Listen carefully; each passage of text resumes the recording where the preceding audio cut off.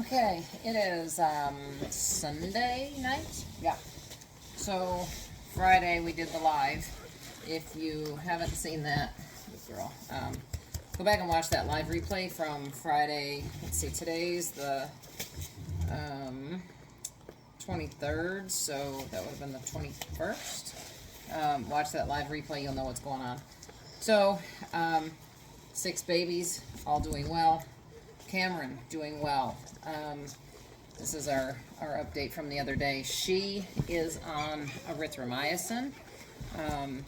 She's not eating and drinking hardly anything. We've tried yogurt. The only thing she will eat is scrambled eggs. So they're kind of gassy, so watching how much of that she takes in.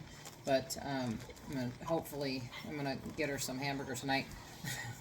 On top of all of this going on, which again, go watch the live if you don't know. And on top of all that, Friday night after we were done with the live, I had gone and got in the shower, and then we went to go get Aiden in the shower and had no water anywhere in the house. Well pump goes out. All this trying to keep everything sanitized and clean, and the well pump went out. So being that it was Friday night, nobody obviously has called back yet. So we were fortunate enough to run, gosh, our neighbors we live very rural, so our neighbors are quite a ways away. I think we have 5 hoses, so probably about 500 foot, and it reaches about halfway into our yard. So we're now toting water by bucket and jug, hoping that tomorrow on Monday somebody will call us back and be able to come out and repair the well, replace the pump, whatever needs to be done. Not looking forward to that bill, but it is what it is. We need water, so it has to be done. But anyways, back to the dogs. So Cameron's on erythromycin, not eating, not drinking well, hardly at all actually, and I don't know, you probably can't quite see in the camera because if I get it to go on the babies, it actually falls down. But they are all trying to nurse. She's producing just a tiny bit of milk, which is, kind of to be expected without her eating and drinking. I did start her on fenugreek yesterday around noon, and I've got, oh, you can see that. That's what it is. You can get it anywhere, Walmart, Walgreens. I think we got ours from Kroger's actually. But anyways, we give, so these puppies eat every 2 hours, and we give the fenugreek, we give her 2 fenugreek pills every time we feed the puppies, and you do that until, when you open the bottle, it smells like black licorice. So you give them the fenugreek until they smell like black licorice. And then we just usually give 2 twice a day after that loading dose, and it does help them. It'll help bring in the milk, but it'll also help if you have a big litter, you need them to produce more, or they just don't seem to be producing quite as good as you'd like them to. That'll help with all of the above.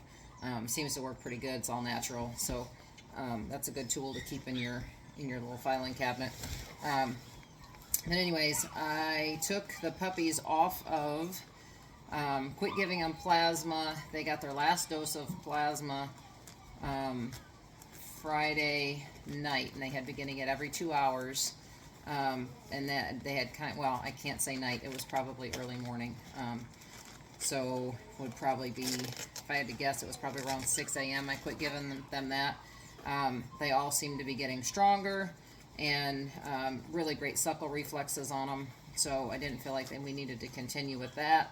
And we were kind of, starting to push that window anyways of how much they can absorb of it. So, pulled them off of that. They got their last dose of that Nurture Mate, the colostrum. They each got 3 doses of that within the first 24 hours. Doing well, because obviously with her not producing milk, they are not getting the colostrum either. So between the plasma and the colostrum supplement, they should have gotten their passive transfer for immunity in some way, shape, or form there. The only bad thing about it is we were hoping for the immunity transfer from her to this virus that she has and everybody else here has. So it doesn't look like we're going to get that because she's really not producing much, and they haven't gotten any like really decent amount of milk out of her, I don't think, or colostrum at this point, to really affect them. But fingers crossed that maybe somehow they did. The puppies outside, they want to play. They want in. And if you watch the live, they're locked out right now. They have an outside pen as well. It's all covered and everything, but they're locked outside and they want to come in because they hear my voice. It's funny because we even get messages from people who have puppies, and even Oscar I think Oscar just passed away this year, and I think he was at least 10, if not 11, and they said even to that day, anytime that he heard my voice, that they all perked up. It's kind of cool to hear that. But anyway, so back to the puppies. They were all looking great, so we pulled them off of, they can really only absorb that stuff the first 24 hours, so we pulled them off of that stuff, and everybody seems to be doing good, besides the well pump being out. On Saturday afternoon, I just finally crashed, and I had dozed off. I had sat down to have something to eat, and I dozed off for 20 minutes, literally 20 minutes, because anytime I sit down, I set the alarm. Anyways, just because in case I fall asleep, I know it'll wake me up in a half hour, if she's in here with them anyways, so that I can check on them. So I wake up in 20 minutes, and I look at the camera, and I can only see 5 puppies. So I come in here, and one of them was underneath of her. She was laying on it. I picked him up, no life to him whatsoever. Tongue was purple. He wasn't cold because he was underneath of her, but I walked into the house, and I said to Eric, I was just like, I'm done. I can't do this anymore. It's too much. And as I'm frantically, I'm holding the puppy like this, tongue hanging out, just totally limp body, and I'm rubbing and rubbing and rubbing, and I'm crying, and I feel what I think is him take a breath, and I'm like, oh my gosh, hold on, and I'm rubbing and I'm rubbing, and he takes another breath, and then I really started getting not really aggressive, but if you've whelped newborn puppies and they aren't breathing when they're born, you're really rubbing them aggressively, and differently than this, which is burping them after you bottle feed, which you should always do. But anyway, so I feel him take a couple breaths, and I had Eric run and he went and grabbed the oxygen machine. I came back out here, I sat in the recliner with him, and I ran oxygen on him for 15 minutes. And he did gasp. He was gasping for air, quite heavily, for a good, I would say 5 minutes he was gasping, but we ran him a whole 10 to 15 minute course, I forget where the machine set, of oxygen therapy, and I mean, just came around. It was absolutely amazing. That's the first time that we've brought one back that Mom has laid on. We try to prevent that as much as possible, but in 20 minutes, obviously, you see, things can just happen really, really fast. So that was, on top of everything else, emotionally draining, but just an amazing feeling at the same time. It was just incredible. So keep that in the back of your mind too. Just give them a second chance, and we always do. But like I said, we've always, up until this point, been unsuccessful. I think we've lost 2 that way, from Mom laying on them, which is why if we aren't able to supervise them, we will typically separate the mother from the puppies, because even the best of mothers make mistakes. They get underneath of a blanket or a sheet or a towel or whatever you have in there, and it just, accidents happen. And the one, the whelping rails help a lot, but the one puppy, gosh, it was so, one that got laid on was Pebble's litter, and that was, we called him Baker because he was the 13th puppy born in his litter, and we called him Baker for the baker's dozen. And that one, I remember, like, it's, when you lose them, you remember them vividly. And the other one was Dodo's litter, and that was probably 7 years ago, and she actually had been laying down. You can kind of see how Cameron's laying on her side, and she had sat up. And when I went in there, when she sat up like Cameron just did, the puppy was underneath of her, and she smothered him that way. And that was, those are the two, since we've been down here, well, those are the two, period, yeah, that have been laid on, it's almost 17 years, maybe going on 17, I don't know, I'd have to count back. It's been a long time. Anyway, so that, we get that taken care of, but the puppies are very strong. I'm going to try and schedule them for tails tomorrow. So far, they're doing good. They're healthy. They're nursing really well. They're all eating about 3/4 of an ounce to an ounce every 2 to 3 hours. At nighttime, we'll push them to 3 hours. Daytime, they get fed every 2 hours. So they're all eating really, really well. They're moving around. Cameron's doing good. She does have, her lungs are a little more clear today. But she does have, today she started this morning around probably, I think it was the 4 o'clock in the morning feeding. I had taken her outside when I brought her back in. I don't know if you can hear that, but you can't. The puppies are just whining because they're hungry. And the ones outside still whining because they still hear me. I have the windows open and they can hear me loud and clear.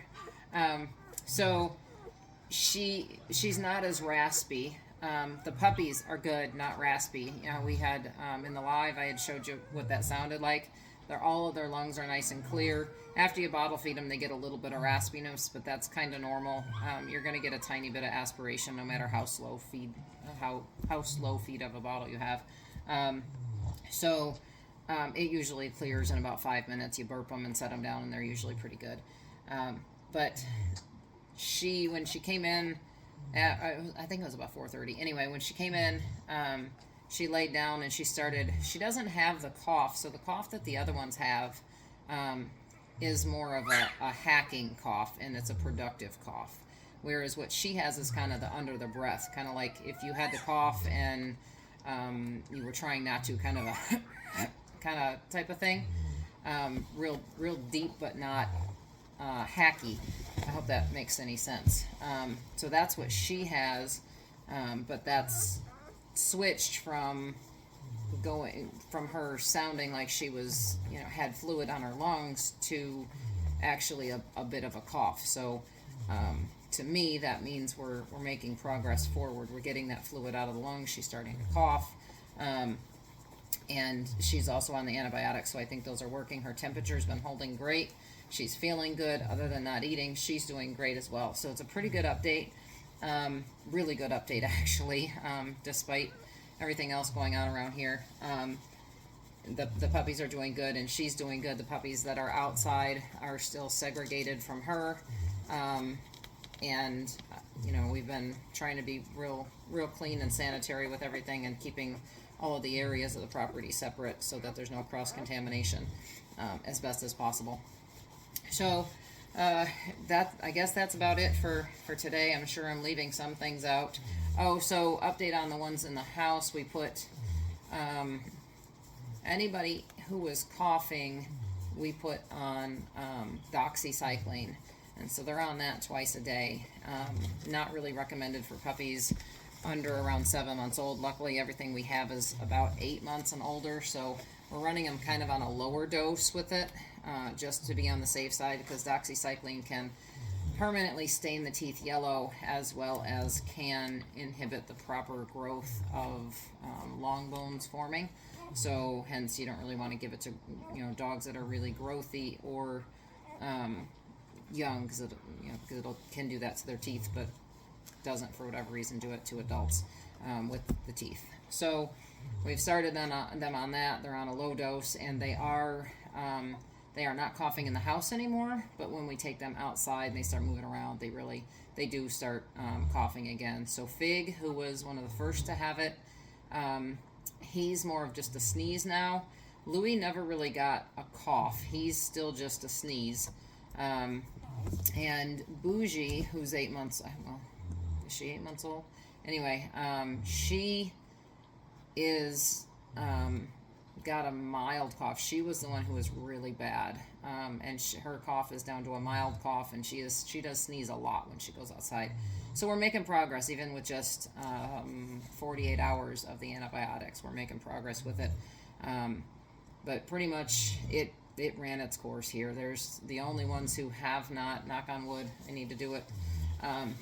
The only ones who haven't gotten it are the 5 Corso puppies that are out with the bully puppies that are, we have Zammy, the bully mom, out there. She's kind of babysitting all of them, and they're still good.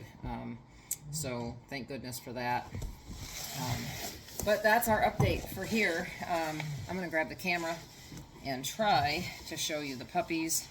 Please don't mind this, the cover thing. It's a little bit dirtier than what I like it because I'm super picky, but I need to make this last until tomorrow when we can do laundry. And I'll pull this top layer tonight when I get done here, and then they'll be on here. I'll show you. So there's a rug underneath of it, so they'll have a clean surface for tonight to sleep on. That's kind of what we do, is layers and tear-offs.